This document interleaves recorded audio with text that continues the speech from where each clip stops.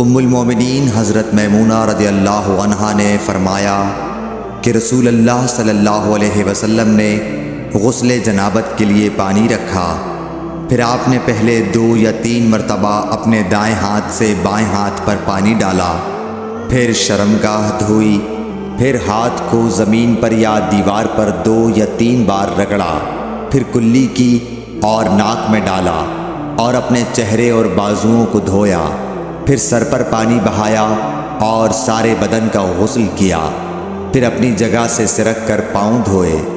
حضرت میمونہ رضی اللہ عنہا نے فرمایا کہ میں ایک کپڑا لائی تو آپ نے اسے نہیں لیا اور ہاتھوں ہی سے پانی جھاڑنے لگے۔ صحیح بخاری حدیث نمبر 274۔ حضرت ابو ہریرہ رضی اللہ تعالیٰ عنہ سے روایت ہے کہ نماز کی تکبیر ہوئی اور صفیں برابر ہو گئیں۔ لوگ کھڑے تھے کہ رسول کریم صلی اللہ علیہ وسلم اپنے حجرے سے ہماری طرف تشریف لائے۔ جب آپ مصلی پر کھڑے ہو چکے تو یاد آیا کہ آپ جنبی ہیں، بس آپ نے ہم سے فرمایا کہ اپنی جگہ کھڑے رہو، اور آپ واپس چلے گئے۔ پھر آپ نے غسل کیا اور واپس ہماری طرف تشریف لائے تو سر سے پانی کے قطرے ٹپک رہے تھے۔ آپ نے نماز کے لیے تکبیر کہی اور ہم نے آپ کے ساتھ نماز ادا کی۔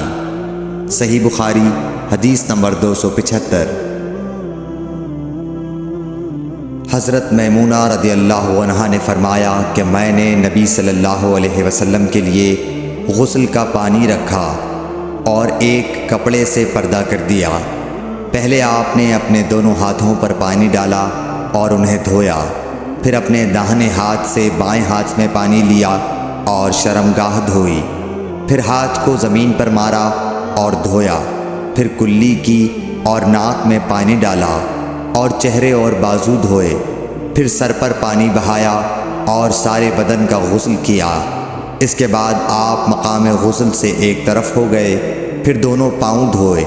اس کے بعد میں نے آپ کو ایک کپڑا دینا چاہا تو آپ نے اسے نہیں لیا اور آپ ہاتھوں سے پانی جھاڑنے لگے۔